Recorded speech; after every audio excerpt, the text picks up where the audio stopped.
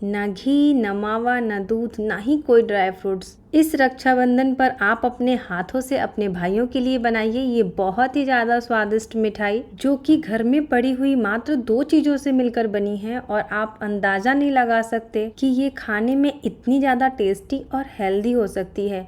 आप इसका टेक्सचर देखिए, ये मिठाई इतनी ज़्यादा अच्छी बनी है कि ये बाजार की किसी भी मिठाई को टक्कर दे सकती है। इस डिलीशियस मिठाई के लिए जो हमारा पहला इंग्रेडिएंट है वो है पीनट, मूंगफली का दाना, जो कि लगभग हर घरों में होती ही है। इसे हमें धीमी आंच पर बड़े ही तसल्ली से चलाते हुए तब तक भूनना है जब तक कि इनमें से चटचटाने की आवाज आने लग जाए और इनका छिलका उतरने लग जाए। लगभग 10 से 12 मिनट लग जाएंगे इन्हें भूनने में। मूंगफली को भूनते वक्त ये ध्यान रखना है कि ये बिल्कुल जलने ना पाए और इनका कलर चेंज ना हो पाए। और जब मूंगफली ठंडी हो जाए तब हम इनका छिलका उतार लेंगे। बढ़िया से इनको रगड़ते हुए इनका छिलका उतार लेना है। फिर इस तरीके से झटकते हुए मैंने इनके छिलके को उड़ा दिया है। इस तरीके से आप सारा छिलका साफ कर लीजिएगा। जो थोड़े बहुत दानों पे छिलके दिख रहे हैं ना, इन्हें भी आप एक एक करके छुड़ा लीजिएगा, क्योंकि इस रेसिपी में हमें छिलका बिल्कुल ही नहीं चाहिए। मूंगफली का दाना बढ़िया से साफ हो गया है। आप चाहे ना तो बाजार में वो जो रोस्टेड पीनट मिलते हैं बिना छिलकों वाले, आप उसे भी ले सकते हैं। और इसके बाद ना हमें मूंगफली को ग्राइंड कर लेना है। तो हम मिक्सी का जार लेंगे और उसमें इन मूंगफलियों को थोड़ा थोड़ा करके पल्स मोड पे चलाते हुए पीस लेंगे। मिक्सर को हमें लगातार नहीं चलाना है, 2-3 सेकंड के लिए चलाना है, बंद करना है, फिर चलाना है, बंद करना है। इस तरीके से करते हुए पीस लेंगे। अगर हम लगातार चलाते रहेंगे तो मूंगफली अपना तेल छोड़ देंगे। और इस रेसिपी की जो दूसरी इंग्रेडिएंट है वो है चीनी। तो एक पैन गरम कर लेंगे और उसमें 1.5 कटोरी चीनी डालेंगे और उसी कटोरी से 1 कटोरी पानी डालकर इसकी चाशनी बना लेंगे। हमें गाढ़ी चाशनी नहीं बनानी है, बस चीनी घुल जाए और 2 से 3 मिनट तक और पका लेना है। तो इस मिठाई में ना हमने लगभग 300 ग्राम मूंगफली लिया था। मतलब जिस कटोरी से हमने चीनी डाला है ना, उस कटोरी से 3 कटोरी मूंगफली थी और 1.5 कटोरी चीनी था। चलाते हुए हमने चाशनी को पका लिया है। चाशनी में बढ़िया उबाल आ गया है। अब हम इसे चेक कर लेते हैं। चाशनी बिल्कुल तैयार है। हमें ऐसी ही चाशनी चाहिए, ये एक तार की हुई ना हो। इसके होने से पहले ही हम गैस बंद कर देंगे और जो मूंगफली का पाउडर बनाया था उसको इसमें मिक्स कर देंगे। गैस को हमें बंद कर देना है क्योंकि चाशनी हमारी गाढ़ी हो जाएगी।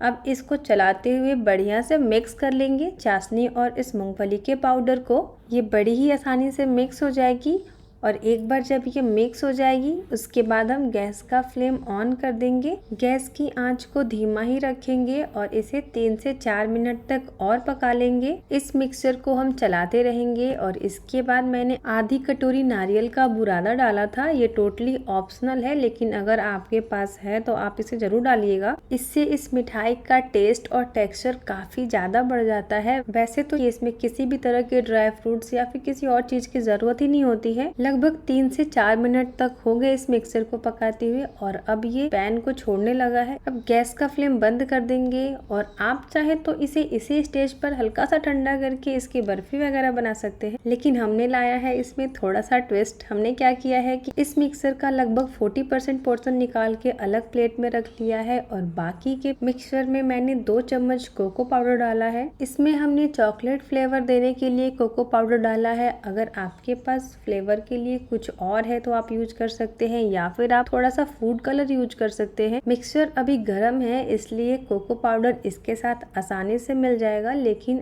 अगर ये ड्राई हो गया या फिर मिक्स नहीं हो पा रहा है तो आप इसमें 1 चम्मच गर्म दूध डाल के मिक्स कर दीजिएगा। ये अच्छे से मिक्स हो जाएगा और जब ये हल्का गर्म ही रहेगा तभी हम इसमें से थोड़ा सा पार्ट ले लेंगे और इसे हाथों में दबाते हुए इसका एक रोल बनाएंगे। मूंगफली में उसका खुद का तेल होता है, इसलिए इसमें किसी भी तरीके से घी लगाने की कोई ज़रूरत नहीं है। ये आसानी से बन जाएंगे। इसके बाद हमने जो थोड़ा सा पोर्शन निकाल के रखा था उसका भी पतला रोल बना लेंगे और इसे ये जो ब्राउन वाला रोल है इसके ऊपर चिपका देंगे। इसके बाद प्लेन वाले मिक्सर से थोड़ा सा और मिक्सर लेंगे और उसका भी पतला रोल बना के उसके दूसरे साइड में पेस्ट कर देंगे। अब इसे एक लेवल में करने के लिए रोल करेंगे और इसका बढ़िया सा डिजाइन बनाने के लिए इसको हम ट्विस्ट भी करते जाएंगे। तो बीच बीच में हम इसे हाथों से पकड़ के ऐसे घुमाएंगे भी और रोल भी करेंगे जिससे कि ये टूटे ना। इसके बाद हम इसे किसी सिल्वर फॉइल में या फिर बटर पेपर में या फिर किसी भी तरह के पेपर में इसे रोल करके फ्रीज में रख देंगे 10 मिनट के लिए, जिससे कि ये थोड़ा हार्ड हो जाएगा और कट करने में आसानी होगी। बाकी के मिक्सर से भी हमने ऐसे ही करके और भी बहुत सारी मिठाइयाँ बनाकर तैयार कर ली थी। ऐसे ऐसे करके हमने 3 रोल बनाकर तैयार किए थे।